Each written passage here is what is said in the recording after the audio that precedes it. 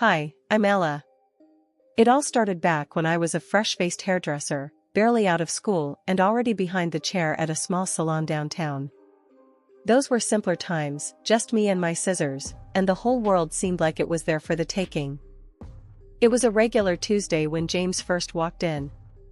The bell above the door jangled and in he came, looking around like he wasn't sure he'd come to the right place. His hair was a mess, a wave of thick curls that looked like they fought comb and scissors equally.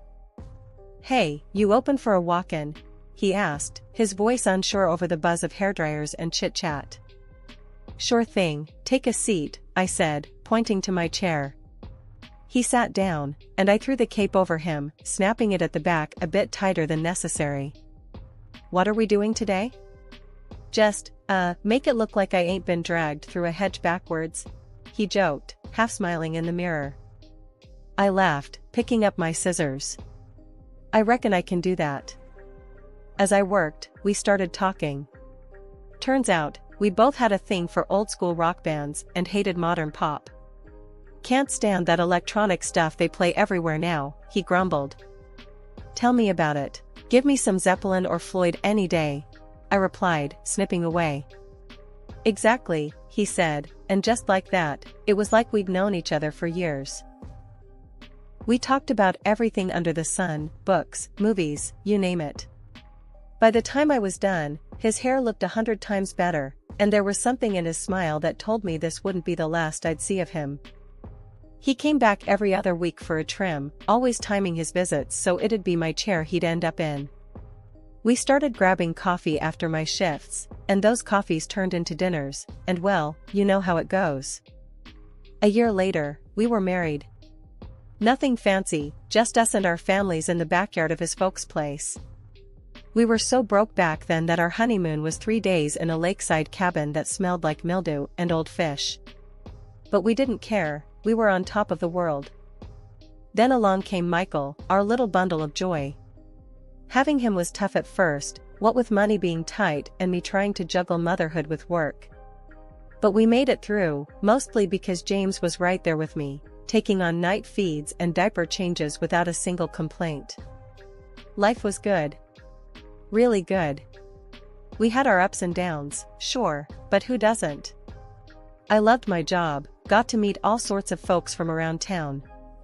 Everyone had a story, and they all seemed to want to share theirs with me. Guess I just have one of those faces. 30 years sure fly by when you're busy living life. Now, I'm 52, and not just any hairdresser, but the one in town everyone waits a month to see. James climbed his way up too, now he's the big boss at his company. We've got ourselves a beautiful house that's a bit too quiet now that it's just the two of us. Our son Michael, 29 and all grown up, lives in his own place across town.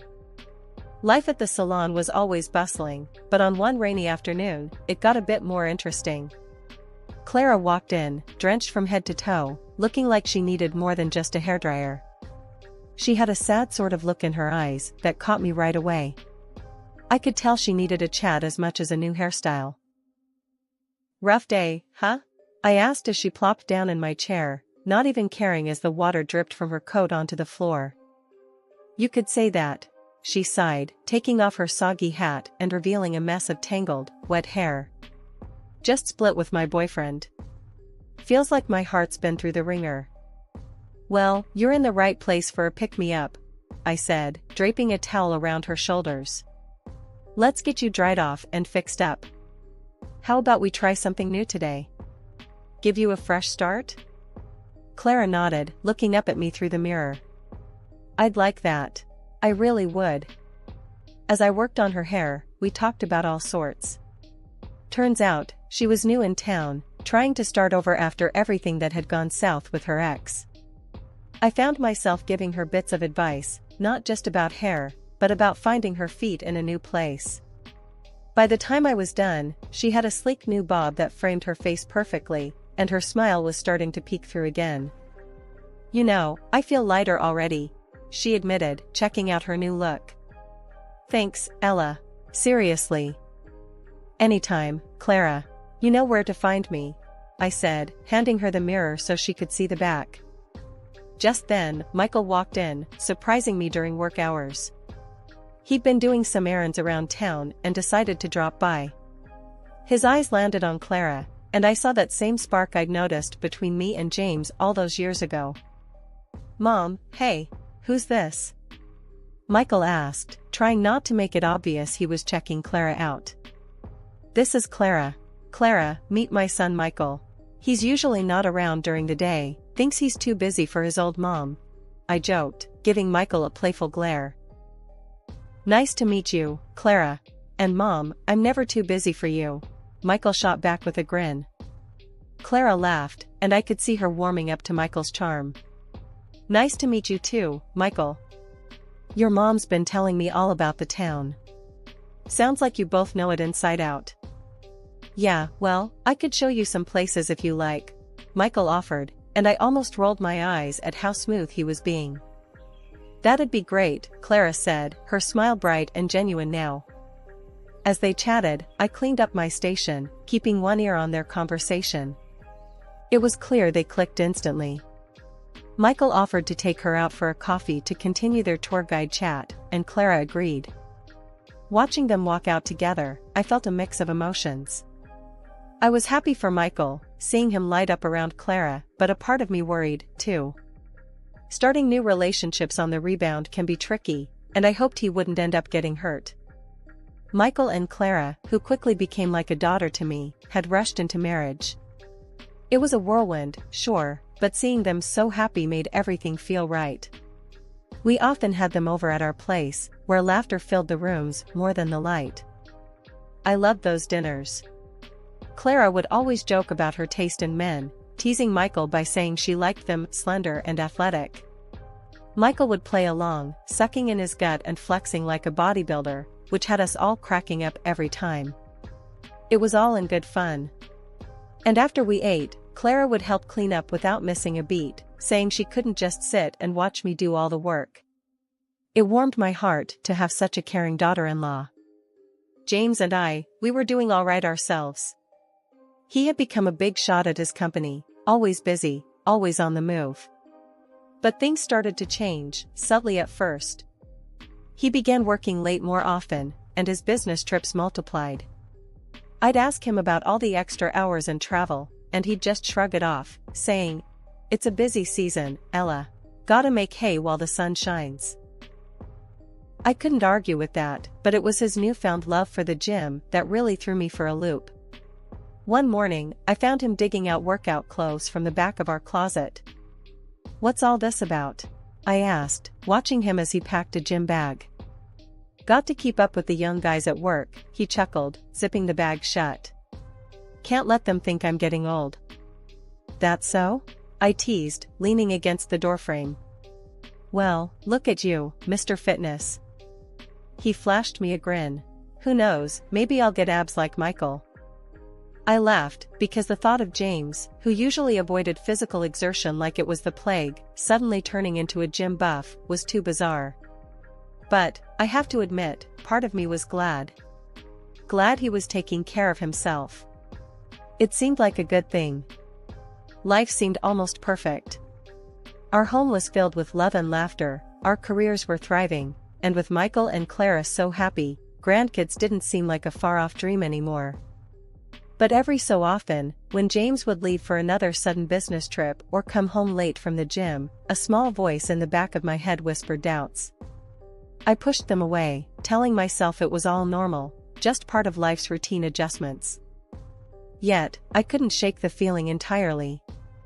Watching him pack for another trip, I'd find myself asking, "Everything okay at work?" "Same as ever, just the grind," James would answer, and though his words were reassuring, his eyes didn't quite meet mine like they used to. I started watching the clock, noting when he left and when he got back. The intervals were stretching longer, the explanations shorter. "Just ran into some traffic," or "had to help a colleague out," became common refrains. One night, lying in bed waiting for him to come home, I realized that no matter how perfect things seemed, there was a crack somewhere. I just hoped it was my imagination running wild, a silly phase that would pass.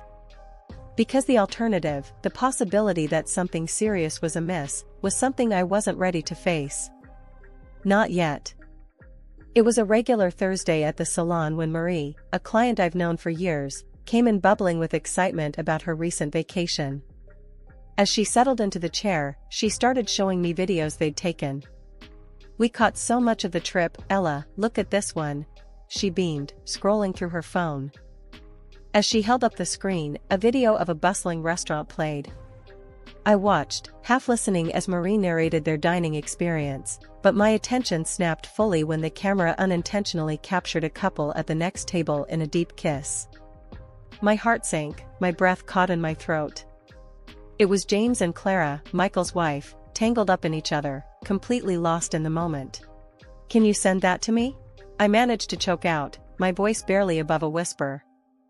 Marie, puzzled by my sudden interest, nodded slowly and forwarded the video to me. "Sure, but are you all right, Ella? You look pale."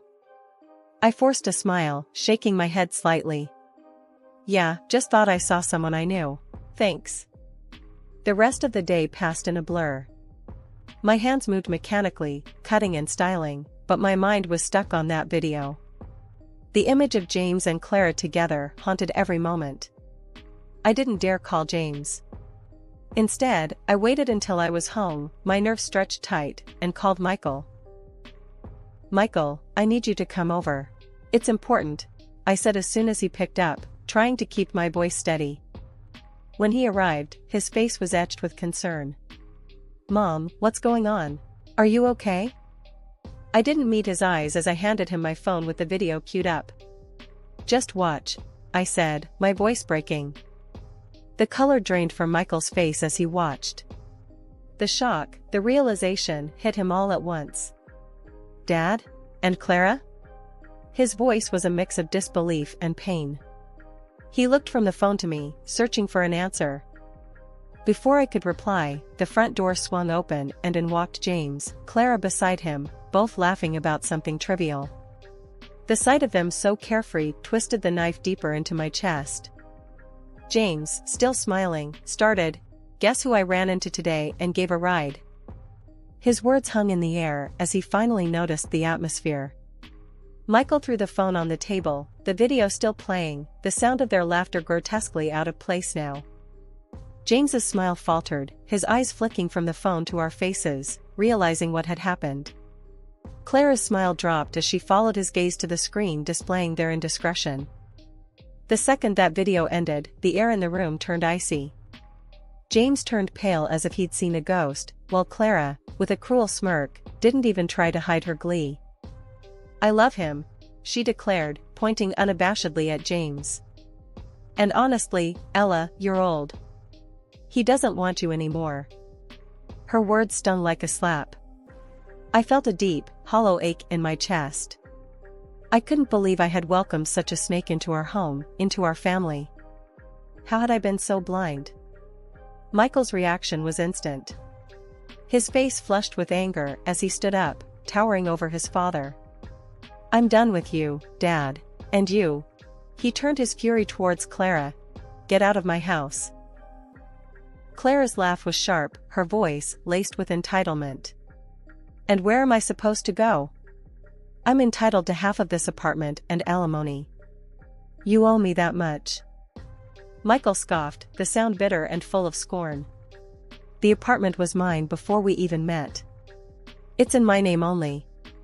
And as for alimony," he sneered, "your cheating has taken care of that. You get nothing." While Clara fumbled for a response, James stepped in, his voice cold and calculated. "We need to talk about our assets, Ella. We've got 30 years of marriage here. I want half of everything." His audacity was breathtaking. My entire world was crumbling, and he was worried about money. The nerve of him, after what he'd done, to stand there and demand a share of our life together as if he hadn't just betrayed everything we built. The divorce was nasty, drawn out, and every encounter dripped with venom, especially from James. He strutted into court, playing the wronged party, trying to smear my name and grab as much as he could from the ruins of our marriage. It was excruciating to watch the man I had loved twist our memories into lies, just to gain an upper hand. And Clara, oh Clara had the gall to taunt me outside the courtroom on the last day. "You're just an old woman, Ella. James wanted someone young and beautiful, like me." Her words echoed in my ears, each syllable a pointed dagger meant to wound. It felt like the ultimate betrayal, not just of the heart but of all the years we'd spent side by side. I drove home those days feeling like the shell of the woman I used to be, questioning my worth, questioning every year we'd spent together. But through this storm, Michael was my rock. He stood by me, his presence a constant reminder that not everything from my marriage was a loss. Seeing the strength and integrity in my son, I realized that if my marriage had given me nothing else, it had given me him, a man who knew right from wrong, who stood up for what was right even when it was hard. One morning, I stood in front of the mirror, took a deep breath, and made a vow to myself. "Ella, it's time to rebuild, from the ground up." The reflection staring back at me nodded, as if sealing the pact. One of the hardest decisions I had to make was about the house. It was too full of memories, too big for just me. Plus, the settlement required that we sell it and split the proceeds. "Fresh start, Ella," I muttered to myself as I signed the papers at the real estate agent's office. "Trust me, you're making the right move," the agent, a kindly middle-aged man named Roger, assured me. "Something smaller, more manageable, it'll be good for you." He was right. I bought a cozy 2-bedroom apartment closer to the city center, perfect for one. The day I moved in, I felt a weight lift off my shoulders.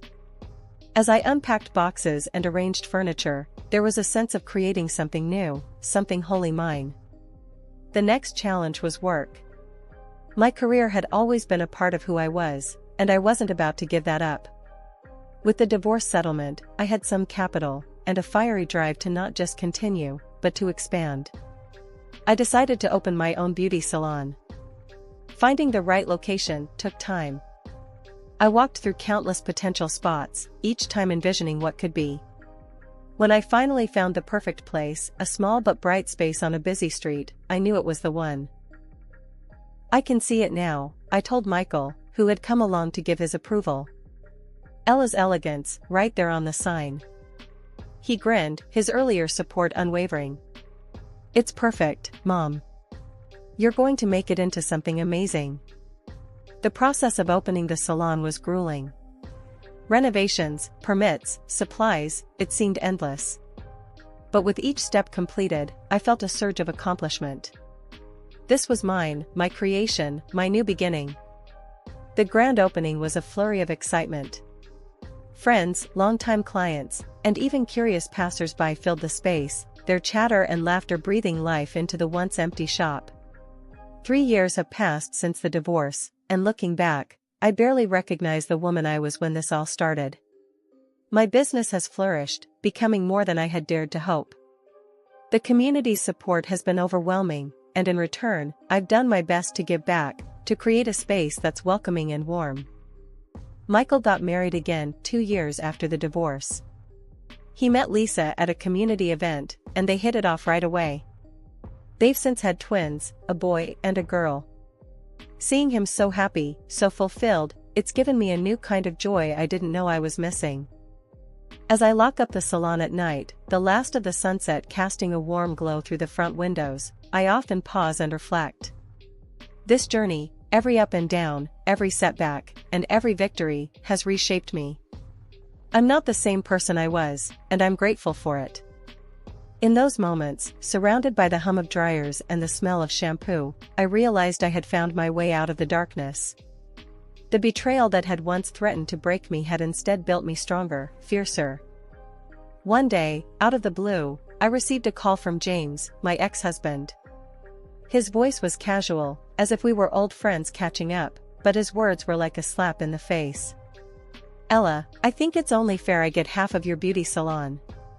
It's doing well, and frankly, it was started with my money since I was the main breadwinner for so long." The nerve of him, after everything, to claim a piece of what I had built from scratch with my own money, post-divorce. I was seething, but I kept my cool. Okay, James, let's meet and talk about it, I said, plotting to turn the tables on him. After hanging up, I called Michael. He was furious when he heard and suggested we dig a little deeper into James's life now. Mom, let's see what he's really up to, he said, proposing to hire a private investigator. I agreed. It was time to uncover whatever James and that woman he left us for were hiding. We chose to meet in a crowded cafe downtown. I arrived early, spotted them from a distance, James, looking older but trying hard to appear youthful, beside his much younger wife, Clara, who was visibly pregnant. Sitting down, I braced myself for a tiresome charade. James wasted no time. Ella, thanks for coming. You know, with the baby on the way, Clara wants to start her own salon. We think a share of your business would be a good start for our family's future. Clara looked at me, smirking smugly as if she had already won this battle. I forced a smile, listening to James ramble about the bright future he envisioned for his new family, all the while thinking how deluded he was. Finally, when he paused for breath, I saw my moment. James, you're living in a fantasy. This business you want so badly? It was built entirely without your money or influence. And as for this child you're so excited about, I paused, my smile fading as I pulled out a series of photos and slid them across the table to him. It was like watching a train wreck in slow motion. James and Clara leaned in to look at the photos, clear shots of Clara with another man, not just in casual settings but leaving a hotel together. And there's more, I continued, my voice steady, despite the chaos I was unleashing. James, remember when you had chicken pox so bad at 38? The doctor said it left you infertile. I didn't have the heart to tell you before, thinking it would crush you. The color drained from James's face.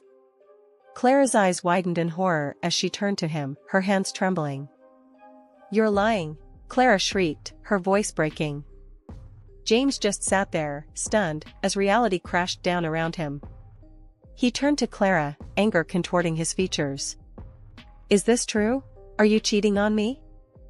The cafe around us had gone silent, all eyes glued to our table.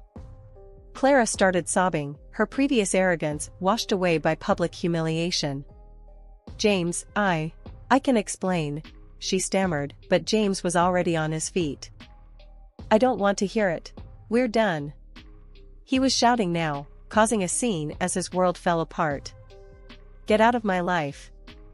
I stood up, smoothing down my skirt. I think this meeting is over, I announced, my voice loud enough for the surrounding tables to hear. I want nothing more to do with either of you. As I walked away, the last thing I saw was Clara weeping and James yelling, the staff rushing over to intervene. I stepped out into the sunlight, feeling a weight lift off my shoulders. A few days later, I was at the salon, tidying up after a busy day.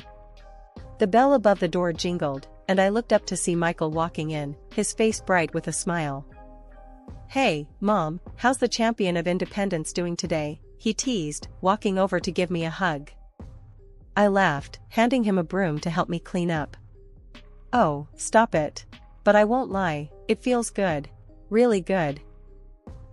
That's what I like to hear, Michael replied, starting to sweep. So, what's next for you? I paused, leaning on my broom.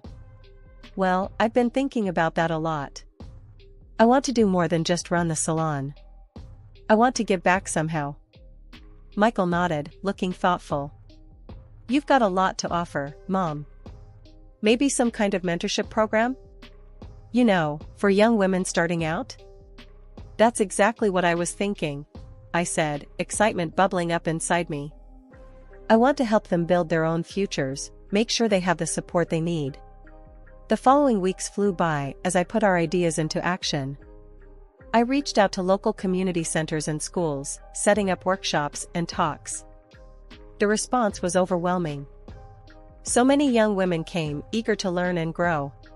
One evening, after a particularly successful workshop, I sat in my salon, reflecting on everything that had happened. The phone rang, and I answered it, still in a reflective mood. Ella's Elegance, this is Ella. Mom, it's me, came Michael's cheerful voice. Just wanted to check in. How was the workshop today? It was fantastic, Michael. These girls, they're so bright and full of potential. It makes me feel like I'm really doing something worthwhile. I replied, a smile spreading across my face. That's awesome, Mom. I knew you'd be great at this. We chatted a bit more, and after hanging up, I felt a profound sense of peace.